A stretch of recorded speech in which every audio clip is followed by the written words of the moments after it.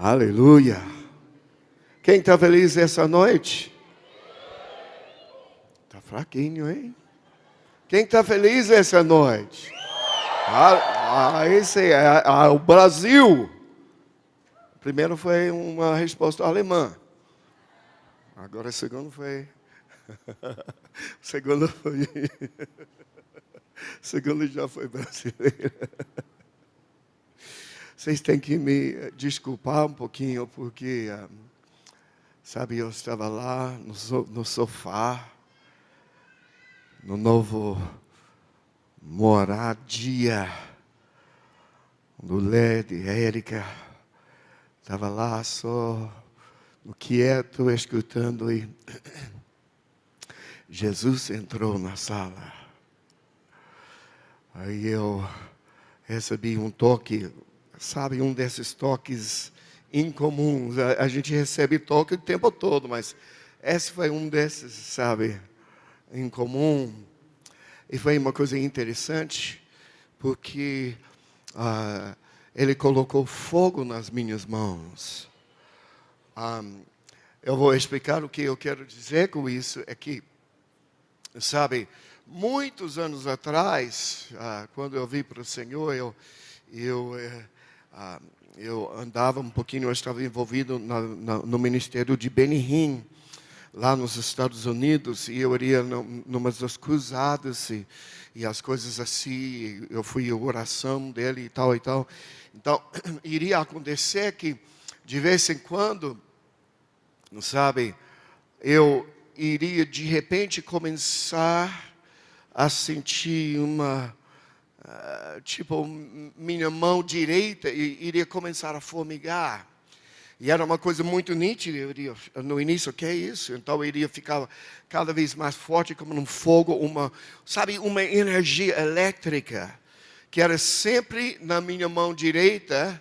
E eu sabia, então isso, depois de um tempo, eu descobri que era um sinal que Deus estava colocando uma coisa na minha mão que Ele queria que eu transferisse para alguém.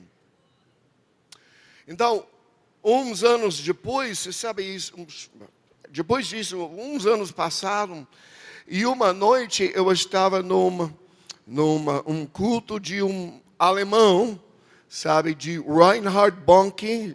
Alguém já falou de Reinhard Bonnke? Não? Quem ouviu falar de Reinhard Bonnke, levanta a mão. Ok. Alguns. Mas ele é um grande homem de Deus. Alemão, ele faz cruzadas de milagres na África. Ele tem cultos que tem 1 milhão de pessoas que vêm, sabe, num campo. Eles alugam um campo. É muito doido o ministério dele. Mas ele me chamou, ele tinha um monte de gente lá, e ele chamou. E eu fui lá, eu sabia, esse homem tem uma transferência para a minha vida. Esse homem tem uma transferência para a minha vida. Eu estava sentado lá, só esperando, sabe? Só esperando quando ele... Porque eu sabia que em algum momento ele iria dar um apelo e eu falei, eu vou pegar a minha porção. Porque Deus tinha me mostrado que esse homem tinha uma coisa para mim. E estava um lugar, tipo, muito cheio, muita gente, mas eu recebi... Eu ouvi isso e eu estava aqui meio... no lado, sabe, esperando, bem no pontinho lá da fileira, esperando ele, pum, eu fui lá correndo, e eu estava exatamente no meio, mais ou menos assim, e eu estava aqui, e ele estava aqui, e eu estava assim. Sabe, às vezes a gente tem que pensar, a gente tem que ter fome, a gente tem que desejar isso, mas eu lembro até hoje, porque eu estava aqui, e ele colocou a mão assim, pão, sobre minha cabeça. E quando ele fez isso, eu acho que eu fui uns 3 metros atrás, pum, eu fui lá, e um fogo começou a queimar, e eu senti aquele fogo, ele passou aqui pelo outro lado, e começou a queimar na mão esquerda também. Por que eu estou dizendo isso? Porque desde então, sempre quando isso acontece, está nas 2 mãos, e não apenas numa mão. E Deus me falou, essa é porque agora eu estou te dando uma porção dobrada. Mas hoje, à tarde, à medida que eu estava lá, na sala, no novo apartamento, sentando lá, Jesus entrou e ele colocou esse fogo de novo nas minhas mãos. Então, não sei exatamente o que isso significa, mas eu sei que em algum momento, nessa noite, apesar que isso é uma escola de segunda-feira e tal, mas eu sei que em algum momento, Deus tem uma transferência para a vida de alguém que está aqui hoje. Aleluia. Então, amém. Você está feliz ainda? Deixa eu descer aqui, só ficar. Eu estava com saudade de vocês. Quero ficar aqui um pouquinho mais perto de vocês, hein?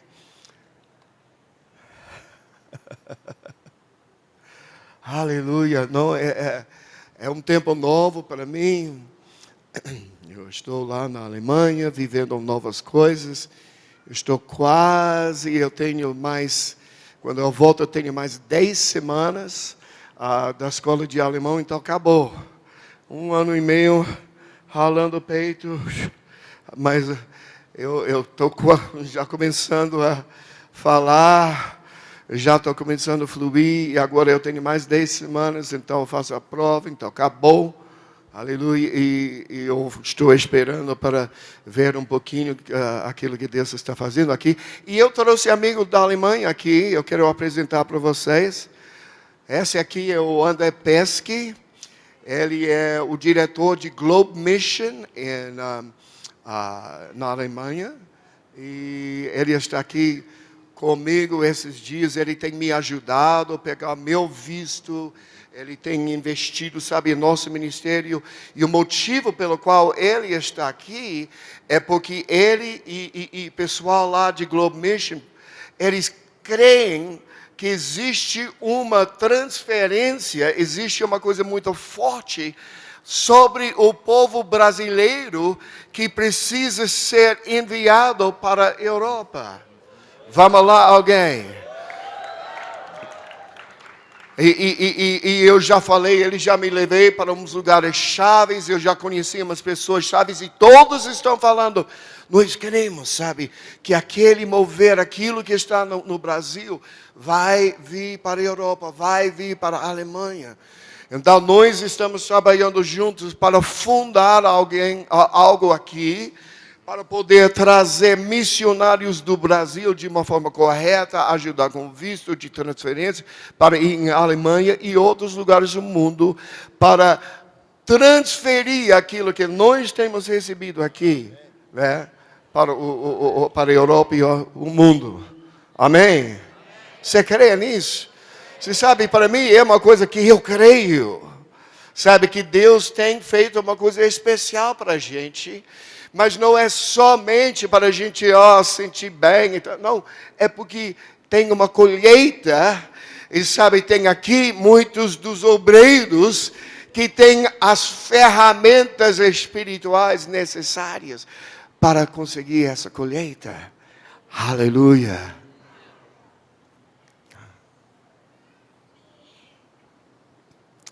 Aleluia. Então nós estamos fazendo uma coisa. Eu quero falar umas coisas com vocês essa noite. Na verdade, muito interessante que Deus está nesses dias, nessa estação, porque eu estou vivendo um novo tempo. Eu estou estabelecendo novos discípulos num novo país, envolvido em novos ministérios, novas igrejas e coisas. E neste que nós estamos vivendo hoje, Deus tem me falado, Mark, volta aos fundamentos. Volta aos fundamentos de coisas que vocês estabeleceram uns 15, 20 anos atrás, que formaram o DNA espiritual, na tribo do Brasil, e volta com esses princípios para estabelecer eles de novo. Primeiro, eu falo disso de estabelecer na Alemanha, porque Sabe, nós estamos com novos ministérios, novas coisas e tal. Mas além disso, porque nossa família, nossa tribo espiritual está crescendo de uma forma que hoje precisamos reestabelecer essas coisas à medida que a tribo vai crescendo aqui. E quer dizer uma coisa, quer saber uma outra coisa? Nós também, que já temos servido o Senhor, sabe, nós já entramos em novos níveis de autoridade, novos níveis de sucesso. Nós precisamos também lembrar quem nós somos. Vamos lá, alguém. Vocês estão muito quietos essa noite. Alguém vai precisar dizer amém. Aleluia. Aleluia. Amém. Eu amo Jesus. Eu quero mais. Eu quero mais. Mas, sabe, nós estamos voltando a uns desses princípios. E uma das coisas que queimou dentro de mim tantos anos atrás, e eu estou vendo de novo, é a revelação de quem nós somos, na verdade. Porque além de todas as outras coisas, nós podemos ser ministros, e nós podemos ser líderes, e nós podemos ser pastores, e apóstolos, ou diáconos, todas essas coisas que são nosso serviço. Mas o seu serviço, sabe, o que você faz, não determina quem você é. Não é o que você faz, mas é quem você é. Vamos lá, alguém. Não é o que você faz, mas é quem você é. Você é o amado de Jesus Cristo. Vamos lá, alguém. Nós somos chamados de ser uma noiva de Cristo, sabe, de ter um amor conjugal, uma intimidade, um relacionamento, algo profundo. Então, essa noite eu quero voltar e lembrar vocês quem vocês são, ao invés de simplesmente o que vocês estão fazendo. Aleluia. Vamos lá, alguém. Diga aleluia. Diga amém. Sabe, eu quero que vocês saibam, eu estou muito orgulhoso de vocês, por aquilo que vocês têm feito, estabelecido, por aquilo que vocês vão fazendo, mas existe uma coisa muito maior valor do que apenas o que vocês fazem, é quem você é. Vocês são a noiva, vocês são o amado de Jesus, vocês são, sabe, aqueles que fazem bater o coração de Jesus. E nós que reconhecemos esse chamado como uma noiva, sabe, o livro mais top de entender um pouquinho desse relacionamento é Cantares de Salomão. Quantos já estudaram Cantares de Salomão uma vez? Alguns já fizeram conosco na escola da Bíblia. E alguns, sabe, existe muita coisa nesse livro, mas hoje eu quero só resumir um pouquinho e desafiar você, porque é só 8 capítulos. Eu quero resumir, deixar uma semente disso, então deixar você para voltar para casa e ler esses 8 capítulos, para ter mais um entendimento de quem você é, de quão amado você é, de quão precioso você é, porque, sabe, isso é a essência, sabe, a essência da vida cristã. É um relacionamento pessoal com Jesus Cristo. Vamos lá, alguém. Aleluia. A essência é nossa intimidade e relacionamento com Jesus Cristo. E eu quero dizer para vocês, tantas vezes Até eu estou fazendo isso muitos anos, missionário, muitos anos viagem, fazendo as coisas diferentes. Mas às vezes eu também preciso voltar e lembrar quem eu sou. E cultivar mais uma vez esse relacionamento. Cultivar mais uma vez esse amor, essa intimidade. E é muito fácil para nós ficar no correndo para cá, fazendo isso, fazendo aquilo, e esquecer quem nós somos. No livro de Cantares de Salomão, existem 3 personagens principais.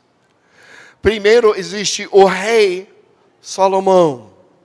O rei Salomão, ele é um tipo, ou nessa história, ele representa o Senhor Jesus. Então, sabe, a Sulamita representa a noiva de Cristo. Aquela que está correndo atrás de intimidade e relacionamento com Jesus. Mas a terceira personagem nessa história é o que a Bíblia chama as filhas de Jerusalém. Diga comigo, filhas de Jerusalém. Quem são as filhas de Jerusalém? Meus amigos, eu quero que vocês entendam que ao redor do mundo, do mundo, existe um povo cristão. E eu tenho o privilégio de saber isso de primeira mão. Eu estou vivendo hoje na Europa, eu estou vendo e olhando coisas e, sabe, às vezes eu estava vivendo na cidade de Colônia, até em janeiro. Colônia é uma cidade, é tão interessante, parece que toda esquina tem um catedral, sabe, uma grande igreja, uns desses, às vezes góticos, ou sabe, todos esses, uau, impressionante, toda esquina, então, eles têm esses sinos, bum, bum, bum, que o tempo todo, tipo, um monte de lugares ao redor da cidade o tempo todo. Mas, gente, se você entra nesses lugares, parece que você entrou num museu. Sabe, não existe mover de Deus. Não existe uma coisa que está acontecendo. Existe um povo que se chama pelo nome cristão, às vezes simplesmente porque eles nasceram numa família que os pais deles, os avós deles, o bisavô deles, o tataravô deles, sabe, se chamaram cristão, mas eles não têm uma essência de realmente saber o que é. E então, até dentro disso, sabe, além desses, na Síria, eu tenho uns amigos que vêm da Síria. Eu tinha um cara que ele mora hoje em Damasco. Se Deus quiser, no ano que vem, né? Estou orando ainda, não tenho a confirmação, mas eu estou orando a respeito de possibilidade de ir e fazer uma viagem missionária para Damasco, na Síria, no ano que vem.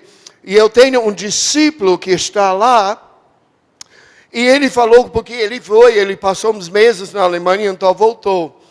E ele, em nossa igreja lá, ele recebeu um toque de Deus e recebeu uma experiência, uau, maravilhosa com Deus.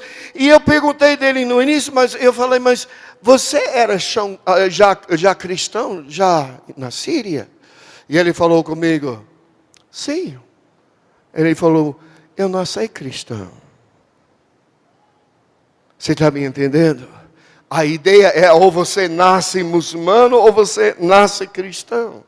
Então tem muitas pessoas assim, além disso, que eles crescem em algum lugar e eles talvez ouvir falar uma coisa, mas a experiência deles talvez não seja tão real com Deus. Então, além disso, até existem pessoas da igreja evangélica, e eles vão de vez em quando, vai para o culto de vez em quando, faz uma coisa de vez em quando, mas eles não estão realmente vivendo uma vida para Jesus.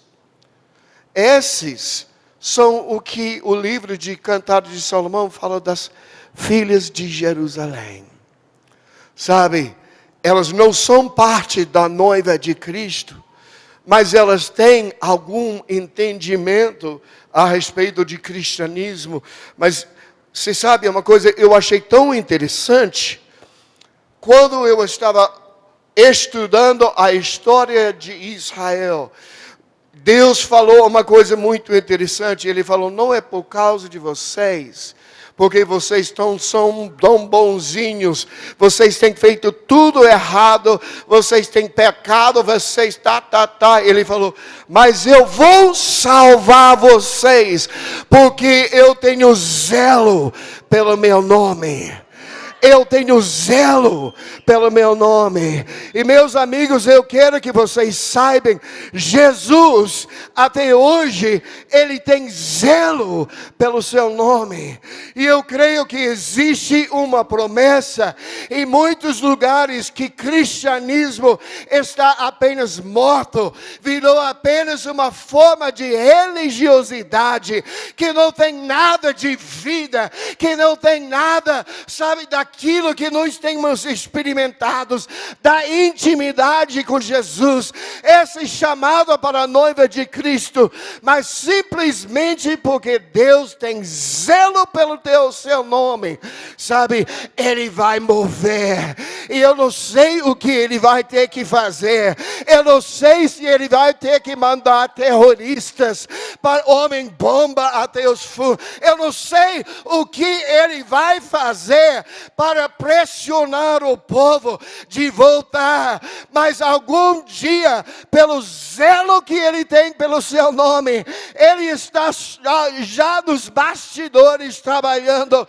para despertar uma fome, e eventualmente, em nosso tempo, em nossos dias, sabe, aqueles religiosos mortas que só conhecem pelo nome, eles vão levantar os seus olhos e eles vão dizer, Jesus, nós precisamos de Ti.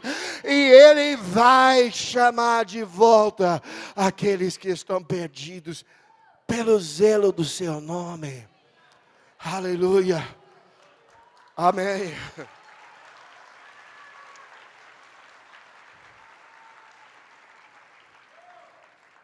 Então nós estamos nessa história, e nós estamos, se você vai ler isso na sua casa, você vai ver Sulamita, que é a noiva.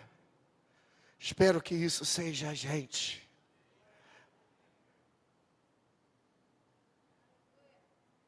O rei, que é Jesus. E filhas de Jerusalém, que são crentes por aí, que precisam entender e amar Jesus. Esse capítulo começa assim. Cantares de Salomão, capítulo 1, verso 2. Beija-me. Beija-me com os beijos da tua boca. Isso é a noiva falando com Jesus. Oh Jesus, beija-me com os beijos da tua boca. Porque melhor é o teu amor do que o vinho. Sabe, o vinho, eu fico embriagado, eu fico alegre quando eu bebo vinho, mas o teu amor é melhor. Sabe, eu sinto melhor, eu sinto mais embriagado, eu sinto mais feliz, meu coração alegre mais, muito mais com teu amor do que o próprio vinho. Vamos lá, alguém. Sabe, isso é o chamado da noiva de Cristo. Isso é o seu chamado. Jesus está te chamando para um lugar de intimidade, de conhecer os beijos da sua boca, sabe, de entender como embriagante é para estar perdido na sua presença. Beija-me com os beijos de tua boca, porque melhor é o teu amor do que o vinho. Oh, suave é o aroma dos teus perfumes. Como perfume derramado é o teu nome. Por isso as donzelas te amam. Leva-me tu, e correremos após ti. O rei me introduziu nas suas recâmaras. Vamos lá, você está ouvindo a essência. Sabe, às vezes nós temos alocado, nós temos adiado, sabe, um entendimento de um relacionamento, de conhecer Jesus. Nós pensamos, né? Um dia lá no céu, um dia lá, sabe, eu vou conhecer Jesus, eu vou experimentar. Mas queridos, eu quero que vocês saibam, Jesus quer te conhecer hoje. Jesus quer introduzir você nas suas recâmaras. Ele quer derramar o seu perfume sobre você, sabe, para sentir aquele cheiro da presença do Senhor. Eu nunca vou esquecer a primeira vez, eu estava num culto de avivamento de um homem de Deus da África, que estava fazendo um culto de avivamento na Flórida, em 1993, e quando eu entrei naquele lugar, era uma movoca espiritual naquele lugar, e pessoas chorando, pessoas no chão clamando ao Senhor, e eu entrei e eu literalmente senti o cheiro do perfume de Jesus. Eu senti um perfume naquele lugar, que era o perfume de Jesus. Vamos lá, alguém está olhando, esse cara já pirou, comeu muito chucrute. Mas eu estou dizendo para você, sabe, existe uma coisa existe uma coisa mais profunda, existe uma coisa melhor. Sabe, existe uma coisa que nos leva para entender aquilo que nós não entendíamos. Nós pensávamos que Jesus era apenas, sabe, algo que nós lemos na Bíblia, que algum dia lá no céu, mas eu quero que vocês saibam, existem dimensões da sua glória hoje para ser entrado, para ser conhecido, sabe? Existem lugares para você entrar, e Jesus está te chamando. Deixa eu te levar nas recâmaras. Deixa eu te levar nas suas recâmaras. Vamos lá, alguém. Às vezes a gente esquece a essência. Estamos tão envolvidos com o ministério, isso, aquilo, faz, e sabe, é bom isso. Mas não esquece de quem você realmente é. Você é a noiva de Cristo. Noiva fala de intimidade. O rei me levou às suas câmaras. Cantares de Salomão, capítulo 1, verso 12. Enquanto o rei está assentado à sua mesa, o meu nardo exala o seu perfume. Você está entendendo? Quando você vem e sentar E Jesus está sentando lá na mesa com você. Então, esse exige uma resposta. Seu nardo tem que exalar um perfume para ele também. Sabe, a gente precisa aprender a responder ao Espírito de Deus, responder à presença de Deus. Fica tão fácil às vezes a gente só sentar na cadeira, só sentar lá esperando. Não, chegou às vezes, tem que responder. Deixa aquele nardo dentro de você exalar o seu perfume na forma de um incenso, na forma de adoração, na forma de palavras de amor. Oh Jesus, eu preciso de Ti. Oh Senhor, eu Te amo. Eu preciso. Sabe, deixa o nardo exalar o seu perfume. Aleluia.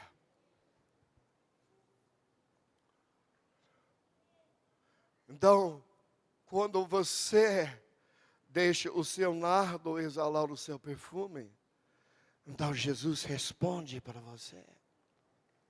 Da forma que você está fascinado por Ele, meus amigos, Ele está fascinado por você. Você consegue entender isso? Jesus está fascinado com você. Mas vai para... Mas eu tenho tantas fraquezas. Eu faço tanta coisa errada. Não. Você não está entendendo? Jesus está fascinado com você. Ele está fascinado com você. Pessoalmente. Ele está fascinado com você.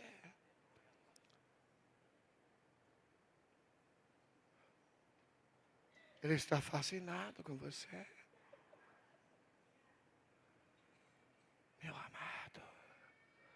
Meu amado,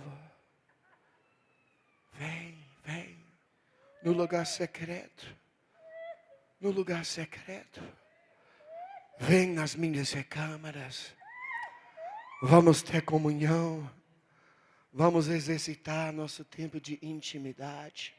Deixa o seu nardo exalar o seu perfume. Então ele responde.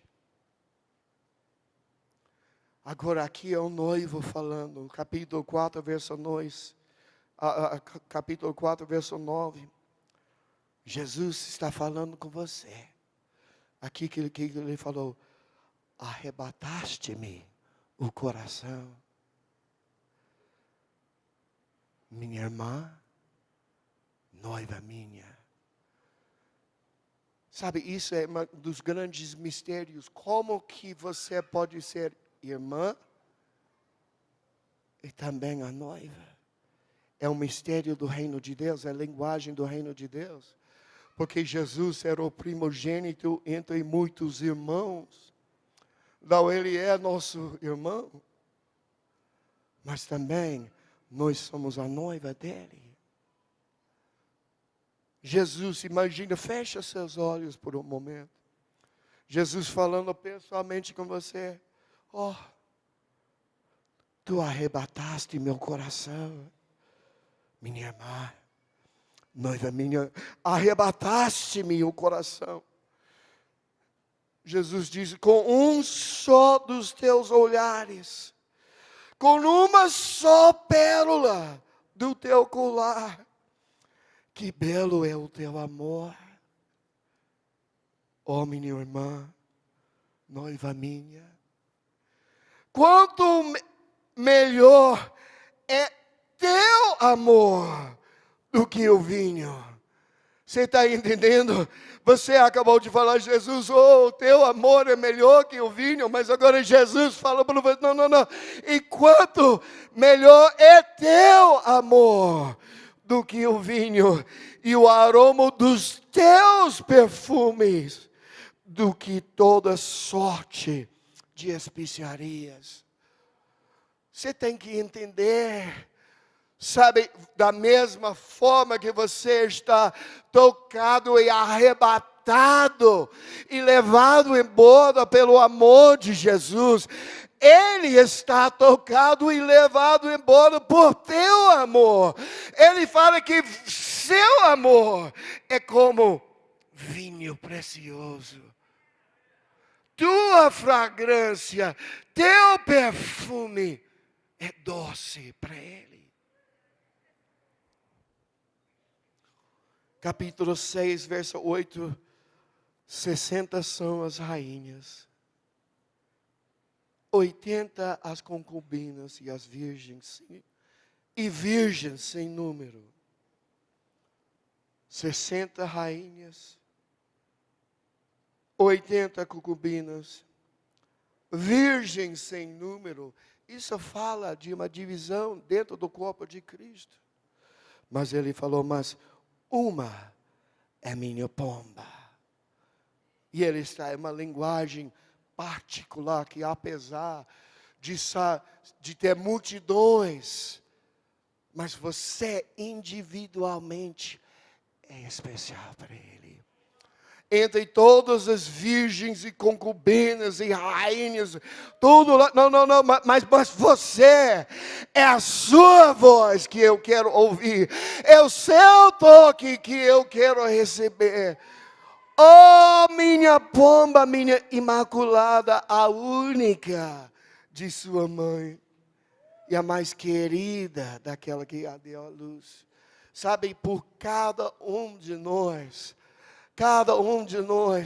nós podemos ser o queridinho do papai. Você está me entendendo?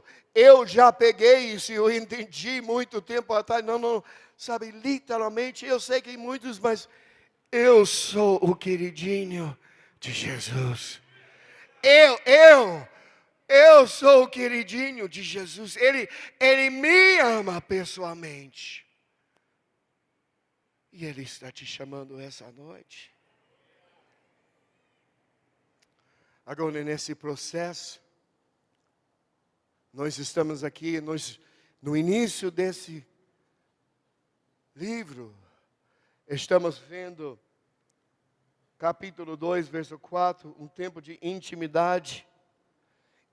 Ela falou, a noiva falando, Ele me levou ao salão de festas.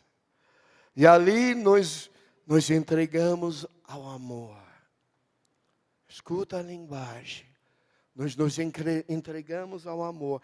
Tragam passas para eu recuperar as minhas forças. E maçãs para me refrescar, pois estou desmaiando de amor. A sua mão esquerda está debaixo da minha cabeça e a direita me abraça. Intimidade. Mas o que acontece? Capítulo 3, logo depois, verso 1. E aqui que eu quero chegar, porque eu sei que um de vocês estão aqui dizendo, sabe, Mark, eu conhecia esse amor, mas hoje eu não estou sentindo mais. E alguns de vocês que têm orado e falam, Jesus, o que aconteceu? E vocês, Senhor, me manda, me mostra. Eu quero que vocês saibam que Jesus me puxou da Alemanha, me mandou 14 horas de voo para chegar aqui e dizer isso para você. Você que não, parece que tem perdido por um tempo aquela intimidade. Capítulo 3, verso 1. A noite toda procurei em meu leito aquele a quem o meu coração ama, mas eu não o encontrei.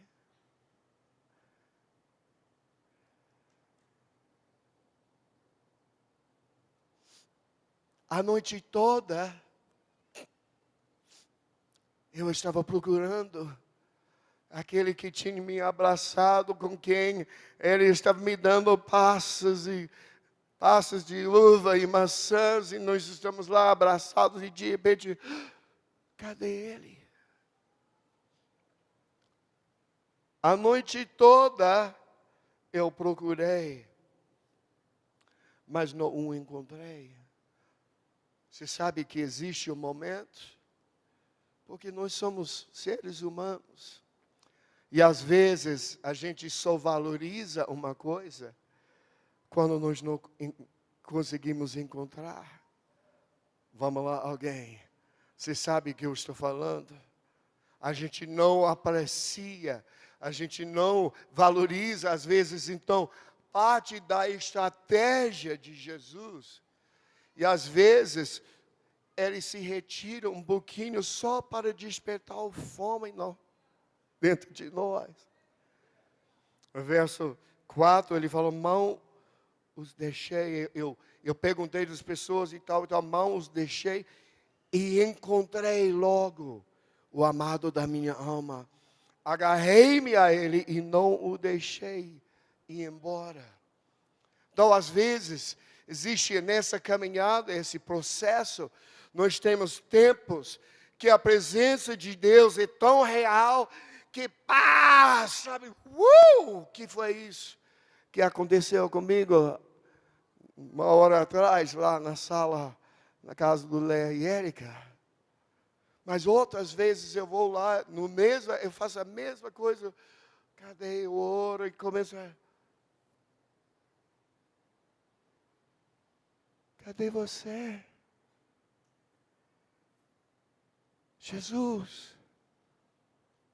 Será que alguém sabe o que eu estou falando? Que você já queimou tão forte. Mas então, de repente, eu não consigo. Jesus me mandou pegar um voo de 14 horas e atravessar o Oceano Atlântico, chegar aqui para falar para o poema. Eu não esqueci de vocês. Eu não esqueci de vocês. E às vezes a gente sente, Mark, o Dan e o Lé, eles devem estar sempre de tipo, sabe?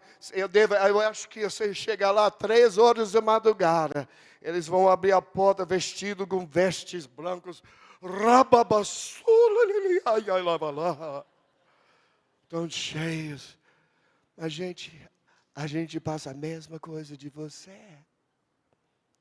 Tem tempos que a gente encontra, tem tempos que parece que a presença de Deus se retira.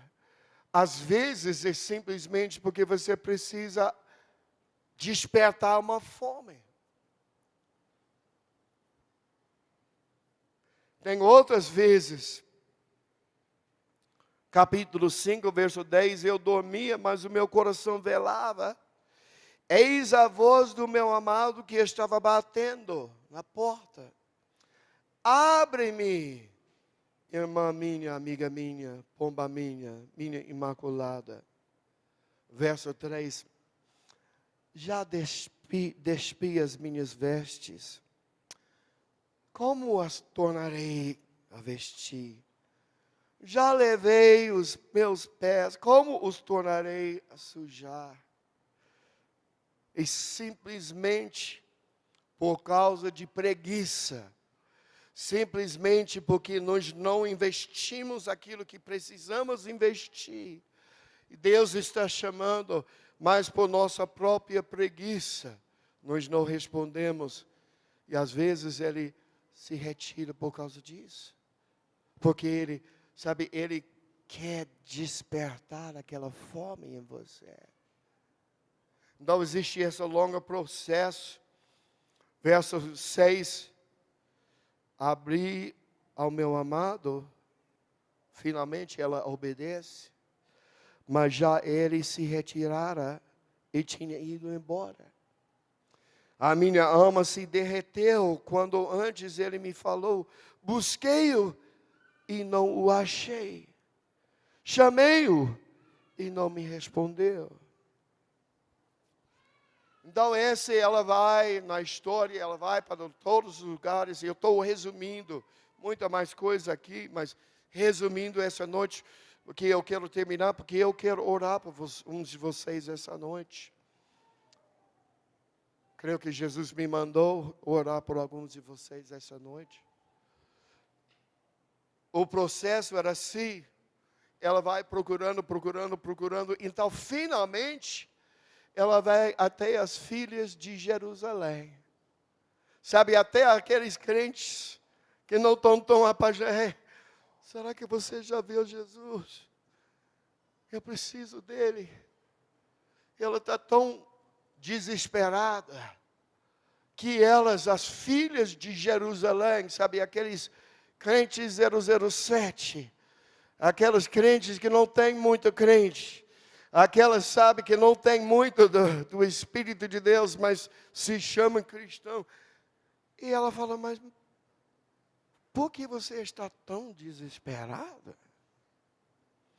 E em verso 9 eles falam, que diferença há entre o seu amado e outro qualquer? Ó você é das mulheres mais lindas. Que diferença há entre o seu amado e outro qualquer para você nos obrigar a tal promessa? Agora vai, porque ela começa em verso 10, ela fala, não, espera aí, você não está entendendo. Qual é a diferença? Ela fala assim, verso 10, e é uma linguagem simbólica, que você pode pegar o tipo geral, mas eu não tenho tempo de explicar tudo agora. Mas fala assim, o meu amado tem a pele bronzeada. Ele se destaca entre 10.000. Sabe, Jesus, a sua cabeça é como ouro, o ouro mais puro. Seus cabelos ondulam ao vento como ramos de palmeira. São negros como o corvo. Seus olhos são como pombas junto aos seus regatos de água, lavados em leite, incrustados como joias. Você me pergunta, qual é a diferença em meu amado e os outros? Seus lábios são como lírios que destilam mirra. Seus braços são cilindros de ouro, como berilo neles engastado. Seu tronco é como marfim polido, adornado de safiras. Esse é o meu amado, esse é meu Jesus. As suas pernas são colunas de mármore firmadas em bases de ouro puro. Sua aparência é como o Líbano. Ele é elegante como os cedros. A sua boca é a própria doçura. Ele é muito desejável. Esse é o meu amado, esse é meu querido, ó mulheres de Jerusalém. Você sabe uma coisa? Ela conhece de uma experiência própria. E eu quero dizer para vocês, tem povo que conhece Jesus por experiência própria. Eu posso estar aqui esta noite e eu posso descrever o que aconteceu no meu lugar íntimo. Eu posso dizer, nossa, eu entrei no meu quarto, eu fechei a porta e tranquei, eu desliguei meu celular e meu iPad, meu MacBook e tudo que podia interromper. E eu derramei meu coração com uma música de adoração e de repente o vento de Jesus entrou no meu quarto.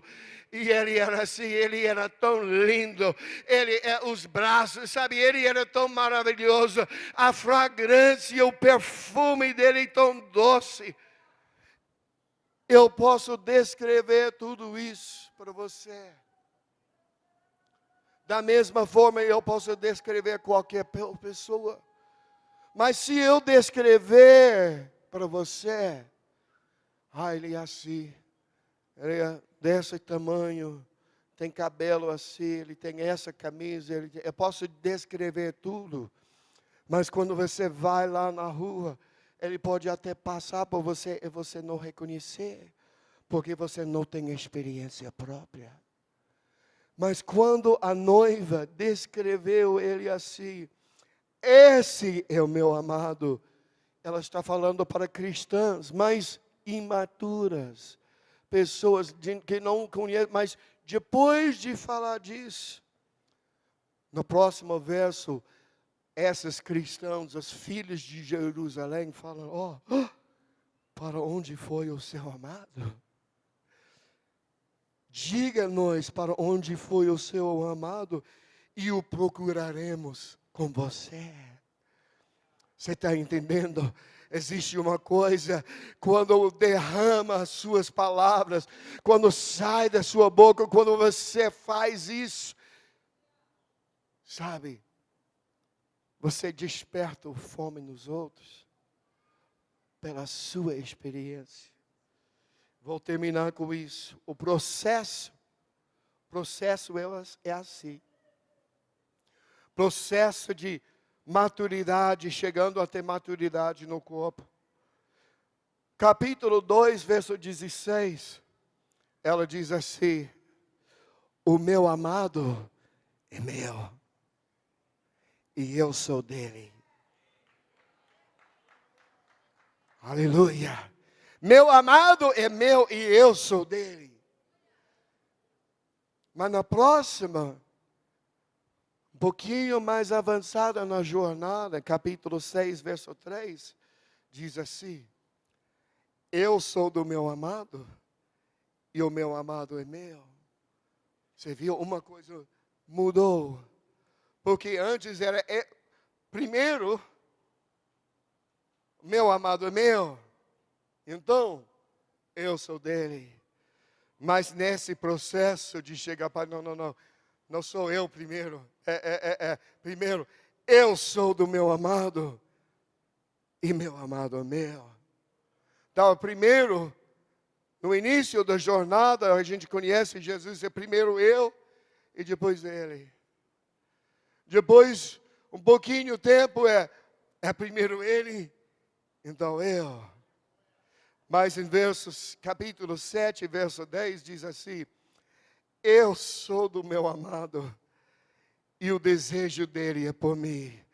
Então chegou um ponto que não é, primeiro eu, depois ele. Então depois é primeiro ele, depois eu. Então no final é tudo ele. Vamos lá, alguém. É tudo ele. É tudo Jesus. É tudo Jesus.